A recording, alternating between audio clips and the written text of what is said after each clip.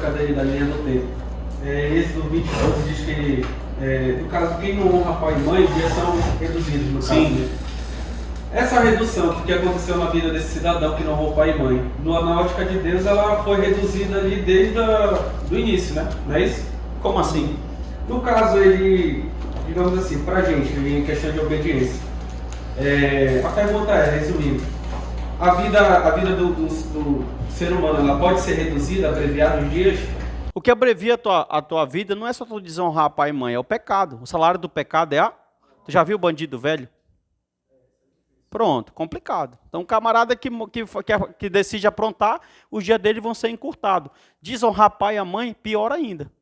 Não tem ninguém debaixo do céu, do sol, depois de Deus, que tenha mais autoridade na vida de uma pessoa do que um pai, de que uma mãe. Não tem profeta, não tem anjo, não tem nada. A palavra de um pai, de uma mãe, ela é segura por Deus. Então, se o camarada não ouvir aquilo ali, meu irmão, ele está comprando o próprio caixão dele. Entendeu?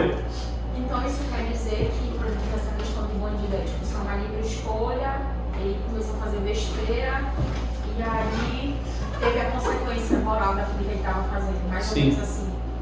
Tipo isso.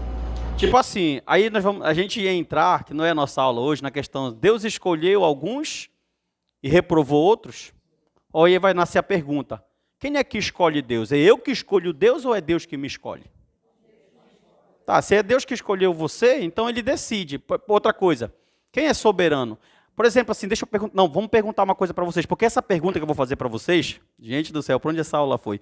Essa pergunta que eu vou fazer para vocês, ela nasce no próprio texto. Abre em Romanos 9 aí, todo mundo. Bora fazer com a Bíblia aberta, que aqui ninguém está colocando as suas ideias. A gente está trabalhando ideias bíblicas.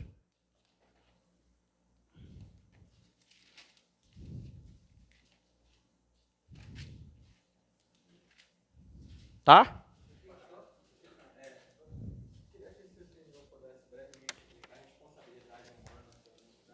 Segura aí, te acalma.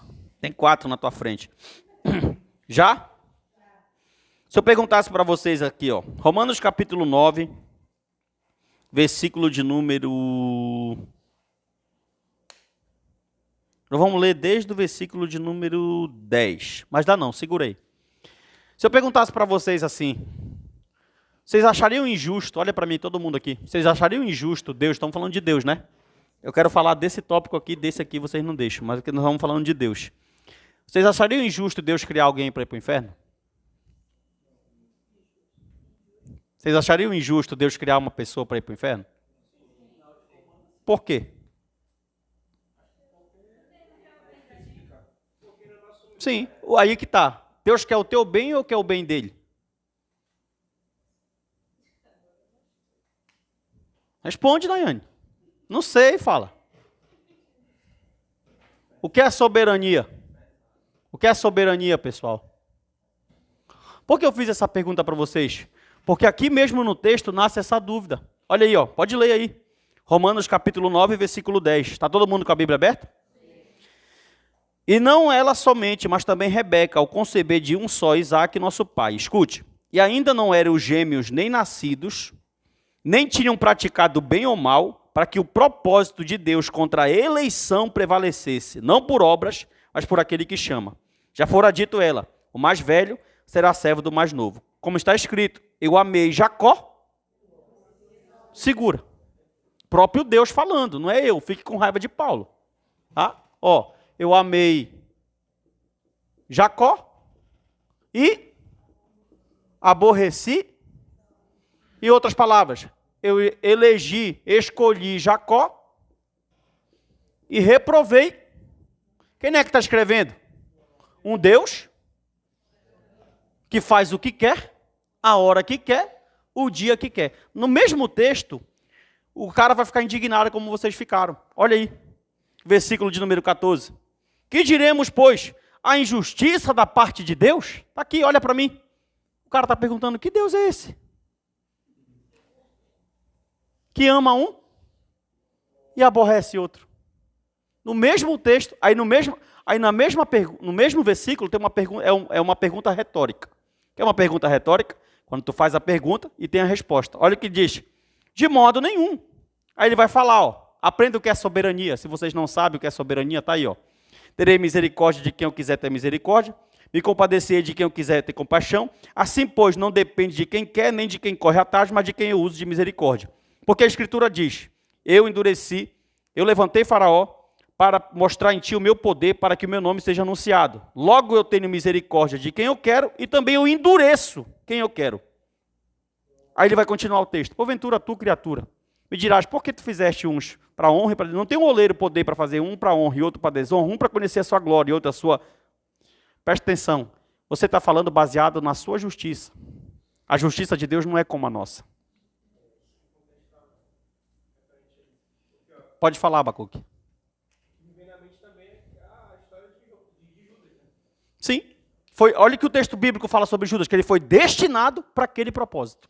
E quem destinou ele? Um Deus?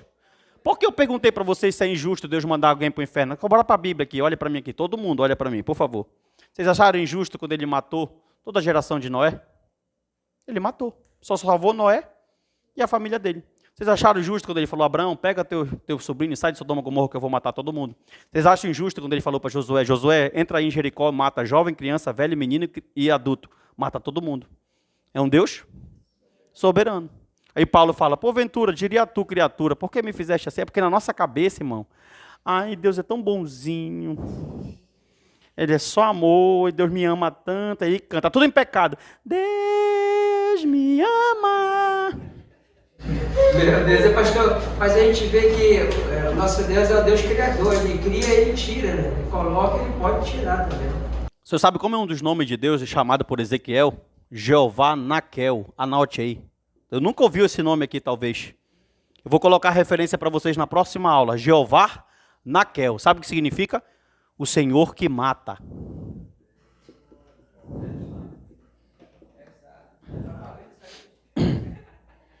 Viu? Fala, Daniel. A explicação está se encaminhando a isso. Fala.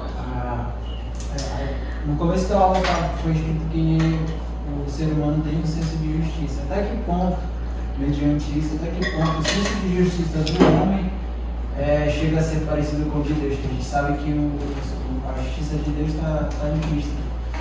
Perfeita pergunta. Olha só. É aqui, ó. Aí a gente pode usar dois exemplos. Pecado e obediência. Calma que essa ideia aqui de eleição, predestinação, livre-arbítrio, eu vou amadurecer durante o curso com vocês. Bacana, tá? Presta atenção. É normal. Quando a gente escuta alguma coisa, que a gente passou a vida todinha escutando daquele jeito e confrontado, quando eu tive essa aula aqui na faculdade, eu saí doido de lá. Não pode, não tem como, não aceito. Aí Presta atenção, e Daniel, toda vez que tu peca, tu desassemelha de Deus. Entendeu? Então, toda vez que tu cresce em graça e conhecimento, a tua dessemelhança, ela volta ao estado do Éden. Agora, nós não vamos chegar no estado de Adão antes do pecado, somente na glorificação. Então, eu posso te dizer que o que muda e o que não muda é um processo de santificação. Quanto mais santo, mais eu me assemelho a Cristo. Quanto mais eu peco, mais dessemelhante eu fico a Ele. Entendeu? Então, quando eu estou no processo de santificação, se eu estou crescendo em leitura bíblica, em graça, em conhecimento, eu estou ficando parecido com Cristo. Se eu estou numa vida de pecado, eu me pareço com Adão. Lembra que Romanos 5 tem 2 cabeças federais. Tem 2 representantes de raça. Tem um representante de raça caído, que é Adão, e tem um representante da graça, que é Cristo. Aí, em qual cabeça tu tá, vai dizer qual vai ser o teu nível. Se é semelhante ou se é na verdade, porque assim, eu li, né, e na Bíblia está escrito que a justiça de Deus é Cristo. Sim. Essa pergunta surgiu porque eu tenho um colega que ele falou que a justiça do homem é a de... Eu até fiquei com raiva dele que ele falou isso. Eu falei, cara, você na minha frente, cara. Falou, sim. A nossa justiça é a justiça de Deus, varão. Aí eu falei, mano, só na minha frente que tá falando isso. Na verdade é assim, quando Deus fala que a justiça... O contexto é assim, ó. A justiça de Deus é Cristo, porque Paulo está ensinando em Romanos 1,17 isso, que nós só vamos ser salvos justamente por causa da justiça de Cristo. Porque o que é que ele está dizendo lá? Que Cristo pagou os 613 mandamentos que a lei exigia. Qual ser humano é capaz de pagar isso aqui? Nenhum. Quem pagou? Cristo. Então, a justiça de... Por exemplo, se Deus olhasse para cá agora, era churrasquinho nosso aqui. Acabou. Porque o salário do pecado é a... Mas quando ele olha para cá, ele vê o quê?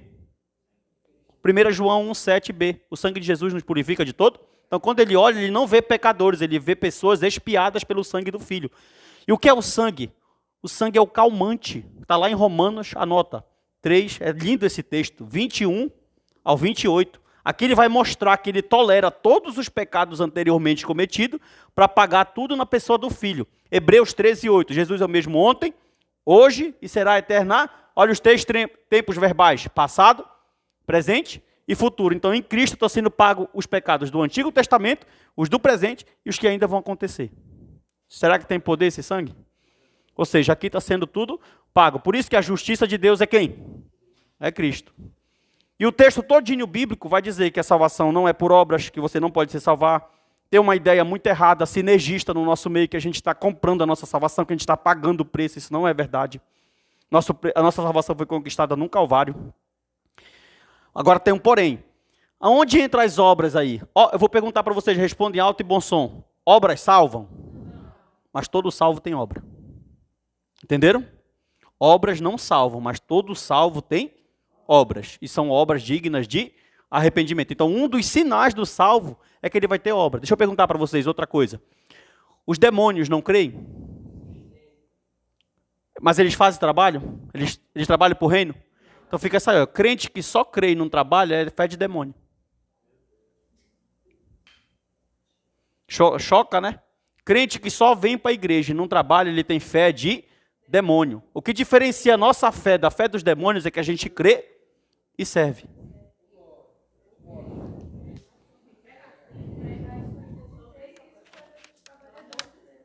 Eu já falei milhares de vezes isso aqui na igreja.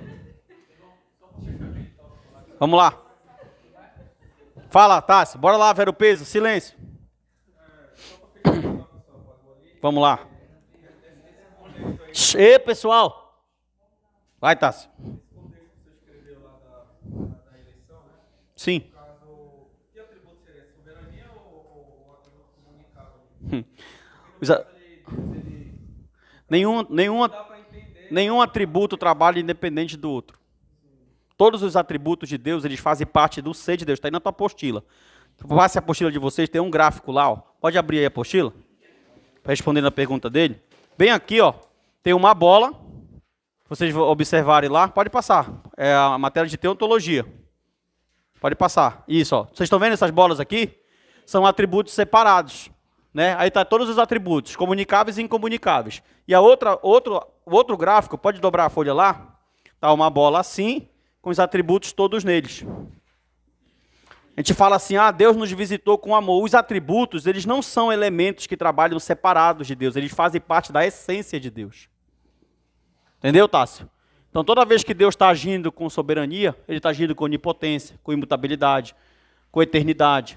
Ou seja, eles sempre estão trabalhando juntos, eles são inseparáveis. Agora a gente vai, claro, dependendo das ações que eles vão aparecendo, a gente vai destacando qual é qual. Só que eles fazem parte do ser de Deus.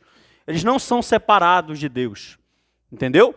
Vou perguntar uma coisa para vocês aqui. Olha o conceito de onipresença em Deus. O que é onipresença? Vamos lá, quero falar disso aqui para terminar a aula. O que é onipresença?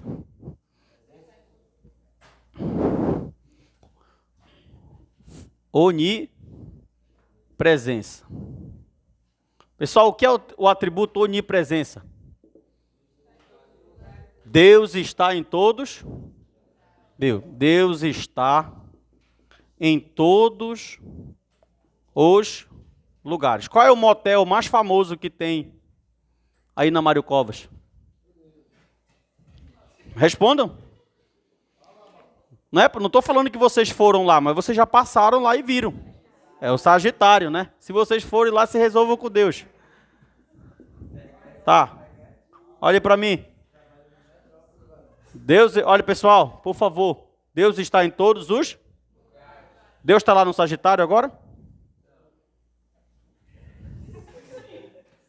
Ele não está em todos os lugares? Deus está no terreiro de Umbanda, de Quimbanda, de Macumba? E como é que vocês vão conceituar esse atributo? Vou melhorar para você entender. Não, presta atenção. A onisciência dele está em todos os lugares, que ele conhece tudo. Os atributos estão cercando tudo. Deus está no inferno?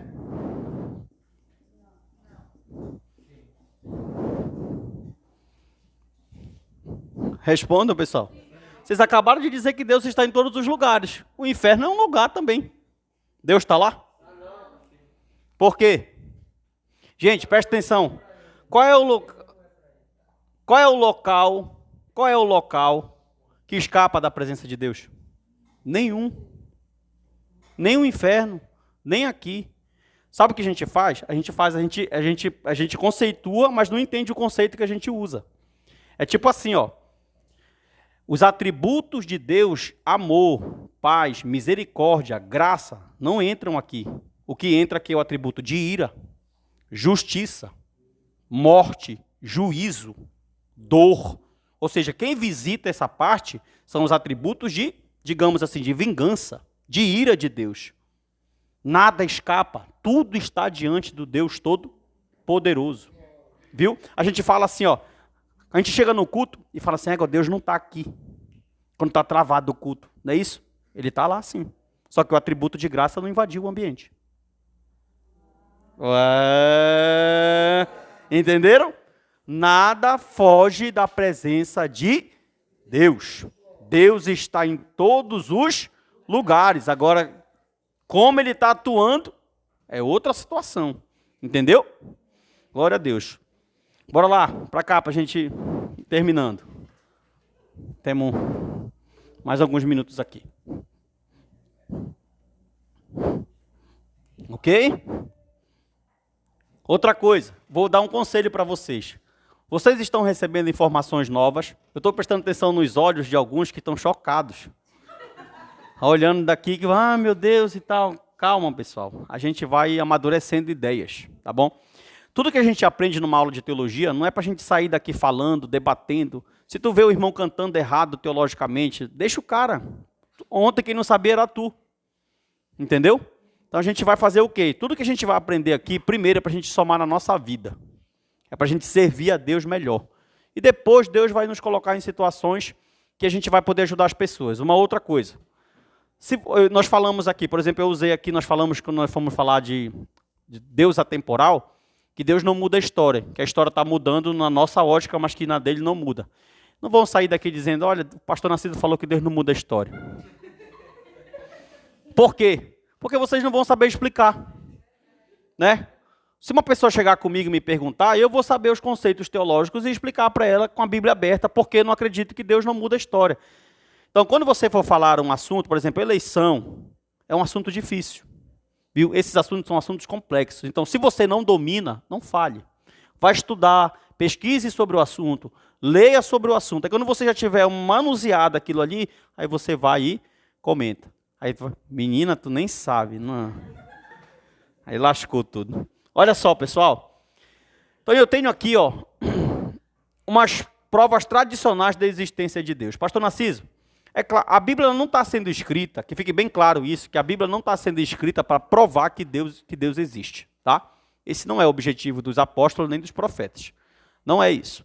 Não. Só que nós temos algumas formas aqui que foram, esses argumentos aqui que são 4, eles foram feitos por São Tomás de Aquino, tá bom? Que é um teólogo que é muito famoso mesmo, que tem muita coisa da teologia católica que ainda é desse homem até hoje. Então ele vai trazer 4 argumentos, na verdade esses 2 argumentos são deles aqui. Esse aqui, o cosmológico e o teleológico, esses 2 argumentos aqui são dele. Que são esses 4 argumentos? Por exemplo, o argumento cosmológico que diz que Deus existe vai dizer que tudo tem uma causa. Desculpa eu falar uma coisa para vocês, acho que vocês vão concordar comigo. Para mim, o ateu é mais crente que o crente. Por quê? Porque, meu irmão, pega um sistema desse, complexo, funciona tudo certinho, cada estação no seu lugar, cada coisa no seu determinado lugar, trabalhando em perfeita sintonia e harmonia. Quem descontrolou tudo foi o homem. Mas trabalha em perfeito, desde quando o mundo é mundo, trabalha, sim ou não? Eu creio que tudo isso vem de uma bactéria. Eu não tenho essa fé. Esses caras têm essa fé. Então eles são mais crentes do que eu, porque eu não consigo ter essa fé. Eu consigo crer que tudo isso veio de uma pessoa inteligente. Dão glória, meu irmão, pelo amor de Deus. Tudo isso veio de um ser inteligente. Então crer que isso veio do nada, de uma explosão. Meu irmão, é muita fé para isso. Para fazer tudo certinho. Meu irmão, o nosso sistema ele é complexo, perfeito e maravilhoso. E atua perfeitamente. Tem uns camaradas chamados deístas. Eu preciso falar de imanência e transcendência. Olha, já ia esquecer. Jesus amado. Vai dar tempo, estou aqui. Imanência, transcendência. Preciso falar disso aqui. Vamos ver hoje. Aqui, ó. Presta atenção. Então, é mais fácil eu acreditar que tem uma pessoa inteligente. Os deístas, eles disseram o seguinte: Deus criou e abandonou a sua criação. Deus, ele cria e abandona a sua criação. Ou seja, o universo foi criado por Deus, eles não negam a criação divina, mas depois que Deus criou, ele abandonou e agora é como se fosse um relógio à corda. Ele está funcionando aí por conta própria. Só que a ideia bíblica não é essa. A ideia bíblica é que Deus cria e que ele está totalmente imanente, tá? Você vai já saber o que é isso, imanente na sua criação. E eu vou te dar um exemplo muito bacana de imanência de Deus aqui já. Outra coisa, então tudo tem uma causa. Tudo tem uma causa. Então, até, por exemplo, uma das teorias mais aceitas no naturalismo filosófico, na ciência, eu não sou químico, não sou físico, mas quando a gente está lendo o livro de teologia, passa alguma coisa, principalmente sobre esse assunto aqui. Eles dizem que o Big Bang, que é uma das teorias mais aceitas, ele partiu de uma explosão. Só que essa explosão primórdia, eles não sabem dizer como se deu essa primeira explosão. Ou seja, eles não sabem a causa disso aqui. Pelo amor de Deus, entendeu? Eles não sabem a causa dessa explosão. Eles chamam, os físicos, eles chamam de leis estranhas da física. Quando eles não conseguem, nós chamamos de milagre. Eles chamam de leis estranhas da física. É quando eles não conseguem resolver aquela situação. Então eles chamam de lei, ou seja, só que para criar um universo, outra coisa, tem um ponto aqui. O menor não cria o maior. Viu? O que cria é o maior cria o menor, não é o menor que cria o maior.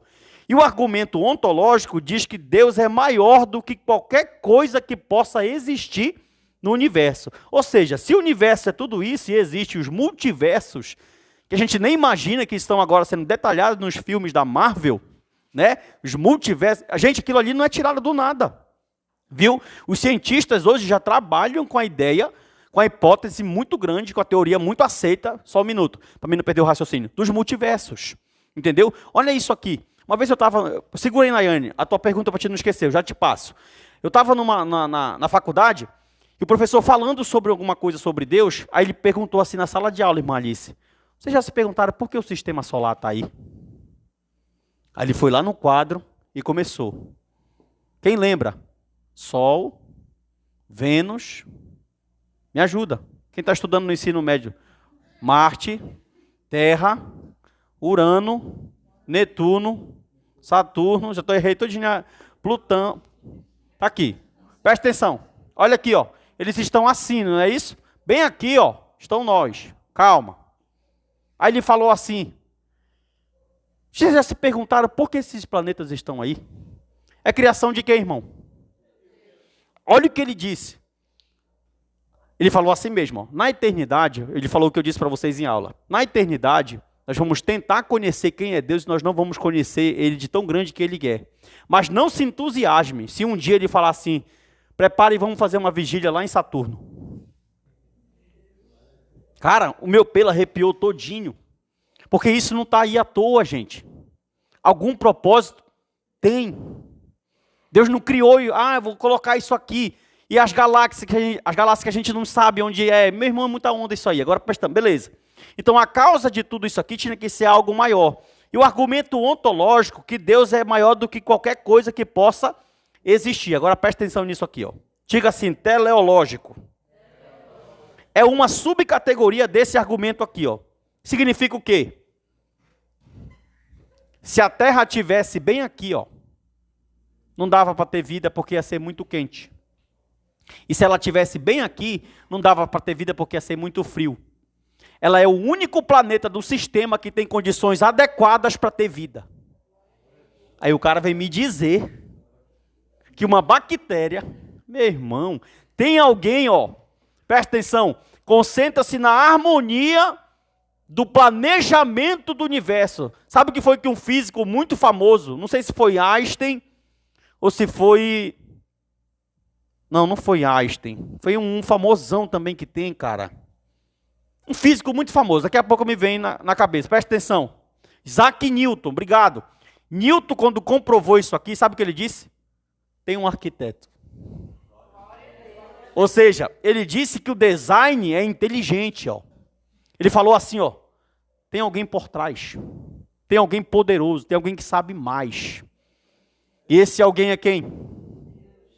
É o nosso Deus, pode falar. Está vendo no podcast também que um dos grandes físicos quebraram que a explosão, toda explosão ela traz desordem. Ela não poderia trazer essa parte da arquitetura justamente para, no caso, criar ordem. Ela traz desordem no mundo. Tem um texto bíblico que o salmista fala assim, ó. Quem alimenta o leão? O leão está lá na savana africana. É doido, cara. Todo dia Deus providencia a comida daquele cara. Ele não sabe ler, não tem raciocínio e funciona tudo. Aí chega uma seca de 6 meses. Bicho morrendo, mato morrendo. Quando está todo mundo desesperado, começa a chover. Alimento para todo mundo. Tem alguém por trás disso aí. Não pode ser uma bactéria. Entendeu? Esse é o argumento. E o último é o argumento moral. Que é o senso que nós temos dentro de nós de justiça. Se Deus não existe, da onde vem o certo e o errado? Outra coisa, só um minuto. Tem a Nayane na tua frente. Se Deus não existe, não tem por que a gente guardar a lei. Cada um faz a sua e acabou. Não tem Deus, então não precisa de nada disso. Fala, Nayane. Então é aí que entra aquela... Na última aula o senhor colocou que lá dentro da gente a gente sabe que tem alguém maior que a gente. Então eles sabem... Lá no íntimo deles, mas eles preferem...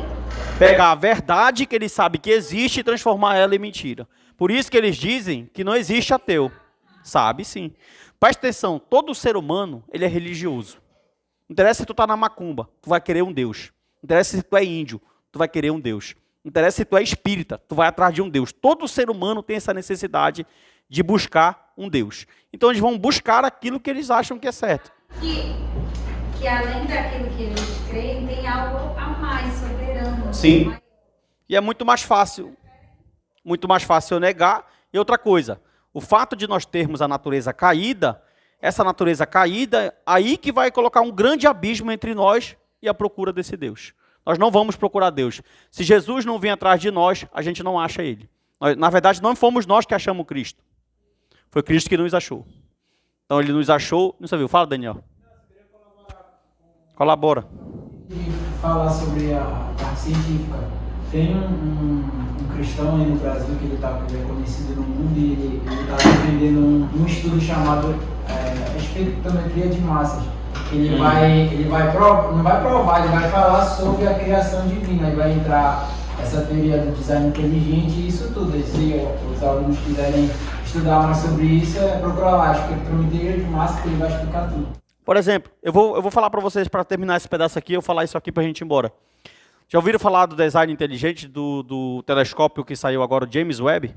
O James Webb, nós temos o Hubble, né? O Hubble é o telescópio mais famoso que tem na América. Só que o Hubble já está velho, e agora eles fizeram o James Webb, que é não sei quantas vezes, 1000 vezes mais, ou milhões de vezes mais forte do que o Hubble. Então o que aconteceu? O naturalismo, vocês podem ver, qualquer filme que vocês assistirem de ciência, de alguma coisa científica, vai estar dizendo lá, porque 25 milhões de anos, porque 250 milhões de anos, certo? Então, a ciência vai dizer que nós temos milhões, presta atenção, pessoal, nós temos milhões ou bilhões de anos. Outro dia eu estava assistindo lá um documentário sobre dinossauro, e aqui eles fizeram uma linha lá de bilhões de anos para chegar como a gente está hoje. Esse aqui é o pensamento naturalista, anote, naturalista filosófico. Naturalista filosófico. Só que aí tem um problema muito grande, que só quem estuda a Bíblia sabe. Qual? Que a Bíblia não dá mais de 6.000 anos para a Terra. A Terra não passa disso aqui, ó. Segundo as datações bíblicas, a nossa Terra tem 6.000 anos. De 4 a 6.000 anos. Outra coisa, eu vou falar para vocês na próxima aula. Teoria do hiato, teoria da criação, teoria do hiato, teoria do dia pictórico, teoria do dia intermitente, teoria do dia aéreo e teoria do dia literal. Vou explicar para vocês o pensamento, que eles tentam encaixar isso aqui, ó. Por exemplo, só um exemplo rapidinho, Gênesis 1 e 2. No princípio criou Deus os céus e a terra era sem forma e vá. Eles falam que do versículo 1 para o 2 tem milhões de anos. Viu? Essa teoria é ensinada pela Bíblia Dake e pela Bíblia Scofield. São duas bíblias que ensinam isso aqui, é chamado de teoria do hiato. O Marco Feliciano é adepto dela, tá? O Marco Feliciano é adepto dessa teoria. Inclusive, ele tem uma mensagem que ele explica isso aqui muito bem. Presta atenção. O que acontece? Só que o texto bíblico vai dar no máximo, a datação não chega nem a 6. Alguns trabalham com a hipótese de 4.000 anos só. De 4 a 6.000 anos. Essa aqui é a hipótese bíblica que nós temos para isso aqui. Porque, na verdade, eles querem pegar isso aqui e juntar com as ideias científicas de Darwin. E querem e fazer isso aqui. Tá? Só que não tem como. Porque vai trabalhar com essa ideia aqui. Cara, eu ia falar algo muito importante. Me veio aqui, me saiu da memória agora. Eu ia falar algo muito importante para vocês. Muito, muito, muito, muito importante. O que era que eu estava falando antes disso aqui? Antes de chegar aqui, o que era que eu estava falando? Ah, obrigado, era isso mesmo, é de Deus. Olha só, então o que aconteceu? Dá um glória aí, irmão, que isso é importante. Então o que aconteceu? Isso aqui é a ideia de tudo é que o universo ele tem bilhões de anos para chegar até onde ele está. Aí saiu esse novo, tem um documentário na Netflix, procure lá, não sei o nome do documentário. Aí os cientistas fizeram o quê? Pegaram o James Webb, que é o novo telescópio, e lançaram. Isso. Olha o que aconteceu, exatamente. Deixa eu terminar aqui, Daniel, só para concluir. Aí eles pegaram e todas as imagens mostram que o universo foi se formando. Aí eles dizem assim, ó, uma estrela estourou, passaram-se milhões de anos, se criou uma... Beleza. Quando o James Webb bateu a foto da galáxia, sabe o que ele descobriu? Que tudo, isso aqui são as galáxias, da foto, tá? Se vocês verem a foto, é uma coisa maravilhosa. Presta atenção, não ache graça que eu estou falando sério. Quando ele está falando disso aqui, quando ele bateu a foto, sabe o que foi comprovado? Que o universo foi feito pronto. E Deus falou, haja luz. Meu irmão, isso dá uma comprovação bíblica que tu não tem ideia. Isso aqui, sabe o que vai acontecer? Se isso aqui for comprovado, vão rasgar todos os livros de física e de história e a Bíblia vai ganhar uma evidência tão forte que vocês não podem imaginar. Ou seja, todo o naturalismo filosófico, tudo que a gente aprendeu na escola vai cair por terra, porque vai ser comprovado que as galáxias foram feitas em um dia só. Já pensou uma coisa dessa, irmão? Isso vai dar uma base muito forte para a criação, para o dia da criação, para a base bíblica vai ser muito, muito, muito forte. Olha aí.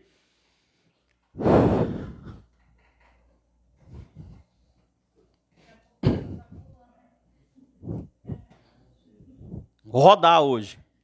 Olha aqui, imanência e transcendência. O problema é o seguinte, bora pegar 3 religiões aqui, rapidinho. Nós temos aqui, ó, Zeus, na Grécia. Nós temos aqui Alá, o Deus dos muçulmanos. E nós temos aqui Jesus. O que significa isso aqui, ó? Imanência significa que Deus é pessoal. Ele, mesmo transcendente, significa que Deus não pode ter, anotem, por favor, contato com a criação. Ele não pode ter contato com a criação. E a imanência não, diz que ele é um ser pessoal, que ele pode ter contato, sim. Ele pode ter contato com sua criação. Aí olha aqui, ó. Quando a gente vai para as religiões, Presta atenção. Quando a gente vai para as religiões, quando Deus é imanente, ele não consegue ser transcendente. E quando ele é transcendente, ele não consegue ser imanente. Vou te explicar. Zeus, ele é imanente. Por que ele é imanente? Porque ele consegue ser pessoal. Ele consegue descer e ter um filho chamado Perseu. Tu já assistiu Fúria de Titãs? Perseu é o filho de Zeus com uma humana. Ele é um semideus. Então Zeus não é transcendente. Ele é o quê? Imanente, porque ele consegue ser pessoal. Se ele consegue ser o transcendente, pessoal, digamos que o transcendente ele é ilimitado, tá? Ele é ilimitado, ele é poderoso. Olha, ele transcende, ele não consegue ter pessoalidade com seus seres criados. Aí eu vou aqui em Alá, o Deus dos muçulmanos. O Deus dos muçulmanos não consegue ser pessoal. Sabe qual a probabilidade de Alá encarnar num corpo?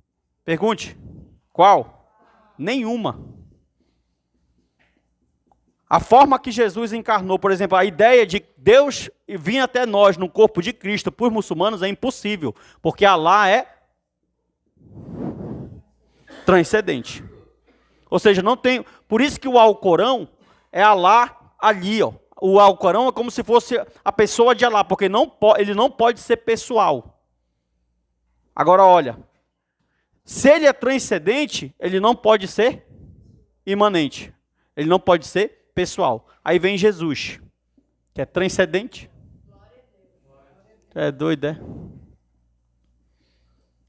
Eu vou te dar um exemplo aqui do que é conhecimento, cara. Jesus é transcendente, mas a encarnação permite que ele seja pessoal. Meu Deus.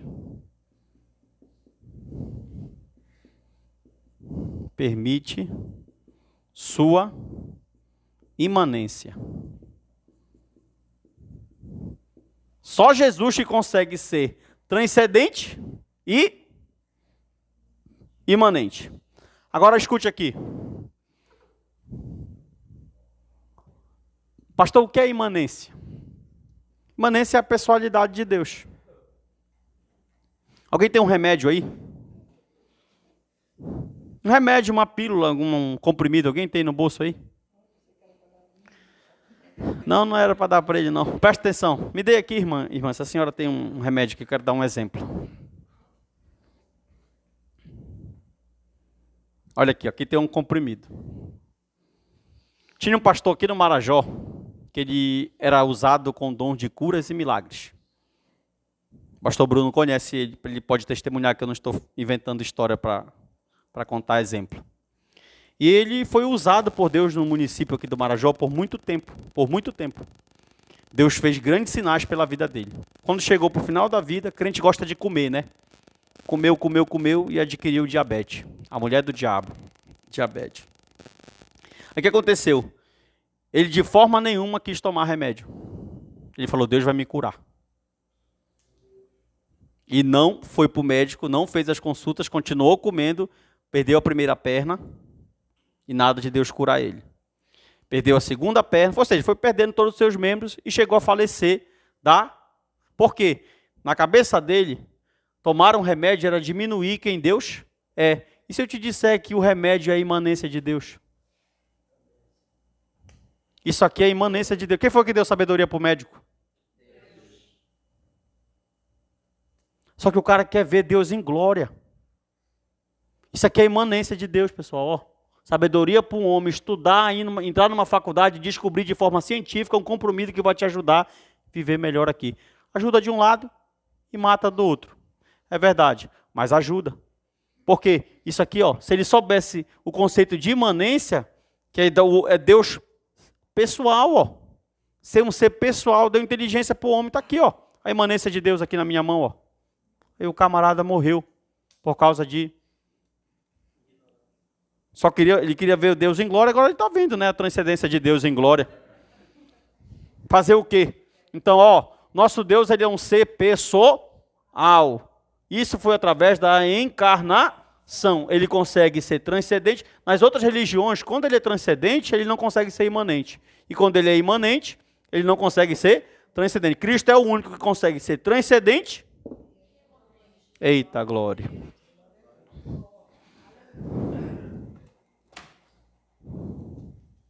Bora lá para a gente ir embora.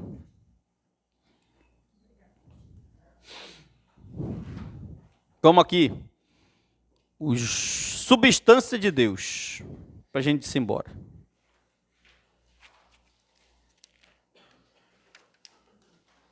Vocês têm perguntas? Pode falar, irmã Liz.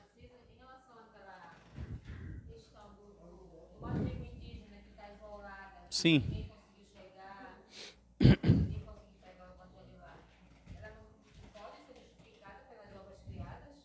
Não, porque a revelação geral ela não salva, ela só condena. Entendeu? A revelação geral só serve para te condenar, para saber que tem um Deus e que dele ninguém escapa. A única que salva é a revelação especial que é em Cristo Jesus. Porque presta atenção, se a senhora diz que uma pessoa pode ser salva pela revelação geral, aí o conceito de graça vai ter que mudar. Entendeu? Todo mundo vai ter uma segunda chance ou uma outra oportunidade. Aí eu vou abrir para o pluralismo religioso. Jesus disse, eu sou o caminho, a verdade. Ele não falou, eu sou o atalho. Ele falou, eu sou o caminho. Então não tem atalho, entendeu? Então a única maneira de uma pessoa ser salva é através de Cristo Jesus. Então não tem como ser salvo pela revelação geral. Porque aí vai ter que mexer no conceito de graça, só mesmo olhando para Cristo Jesus. Tem a questão também que eles não têm a revelação especial, mas eles, no dia do julgamento, eles vão ter uma cobrança, vamos dizer assim, porque nós que temos uma revelação especial não vamos ser mais cobrados. Níveis de cobrança diferentes. Todo mundo será cobrado. De acordo com o tempo que tu viveu e com a revelação que tu recebeu, tu vai ser cobrado de acordo com isso. A nossa geração será cobrada 3 vezes mais. Por quê? Porque a gente tem o moral, a revelação geral que nós conhecemos e a escrita. Então nós vamos ser mais cobrados do que eles. Eles, por exemplo, quem viveu em tempo de revelação geral e morreu, vai ser cobrado com revelação geral. De acordo com o tempo que tu tá, tu vai ser cobrado de acordo com o que tu recebeste. Então é bom e não é bom. Porque se tu sabe, aí aumenta mais ainda a tua responsabilidade. Mais alguém? Fala, Daniel. Não, eu estava tentando lembrar do versículo, mas eu acabei de esquecer daqui. Mas acho que é Mateus 10, que diz que quando os apóstolos entrassem na casa de alguém e recebessem a palavra que eles enviassem a eles, em verdade ele estava dizendo que até Sodoma ia ter mais perda do que aqueles que não receberam aquela palavra. Sim. No dia do juízo, eu digo verdadeiramente para vocês que no dia do juízo, Sodoma e Gomorra terão menos, deixa eu usar a palavra certa que ele fala no texto, serão menos punidos ou menos castigados do que vocês. Por quê? Porque Sodoma e Gomorra tinha uma revelação geral. Ou melhor, não tinha a Bíblia lá. E os apóstolos já tinham o Novo Testamento escrito, ou o Antigo Testamento escrito, e o Novo Testamento ia começar a ser escrito 35 anos depois que Cristo subiu. Entendeu? Pode falar, meu irmão.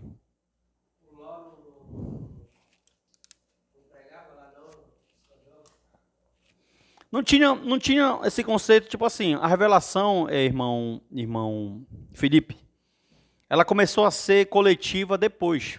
Os patriarcas, eles adoravam em família. Noé adorava em família, Abraão adorava em família, então era muito restrito aquilo ali. Da família deles que foi crescendo, por exemplo, Abraão, Isaac e Jacó.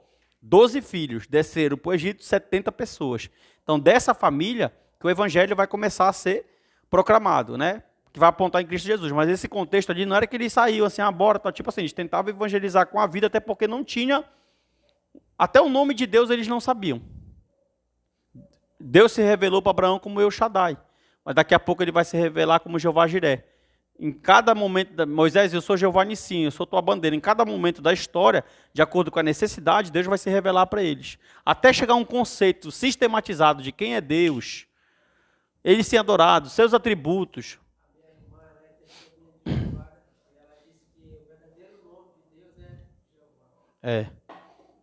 Era para ela vir terça-feira que eu preguei sobre isso aqui na igreja. Eles têm uma teologia meio doida, irmão, viu? Eles não acreditam que Cristo é Deus, Não, Cristo é Miguel para eles. Eles não acreditam. Uhum. Não volta. Quando eles chegarem na porta de vocês, é só vocês falarem assim: eu te recebo, faço um café e coloco o queijo no pão. Mas antes vamos fazer uma oração em nome do Pai, do Filho e do Espírito Santo. Pronto, eles vão embora e não vão voltar. Porque eles não acreditam na divindade do Espírito e nem na divindade do Filho. Para eles, o Espírito é uma força que sai de Deus, que emana de Deus, ele não é um ser pessoal, e Cristo para eles é Miguel. Entendeu? Daí você já tira aonde é que você está se metendo, né? Aí é... E sem dizer que a tradução de Bíblia que eles usam, ela é 70% adulterada, diferente da nossa. A Bíblia deles, a versão é a Novo Mundo, a editora Novo Mundo, ela é 70% adulterada, diferente em relação à nossa. Ok? Ou não ok? Então pronto, bora para a gente terminar. Tem mais alguma pergunta?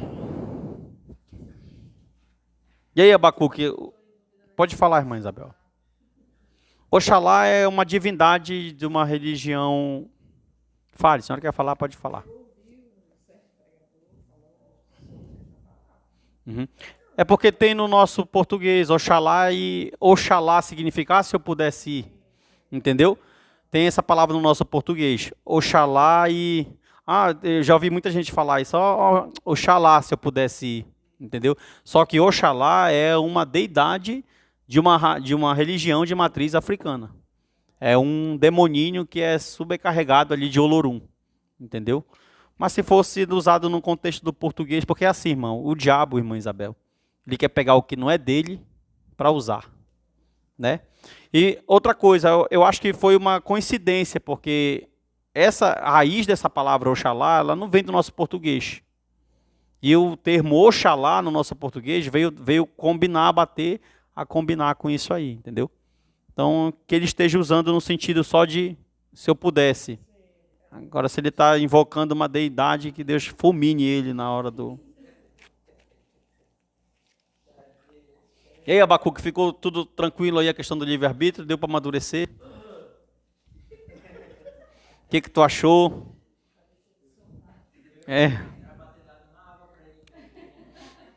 Fala, Abacuque, pode falar. Tudo bem?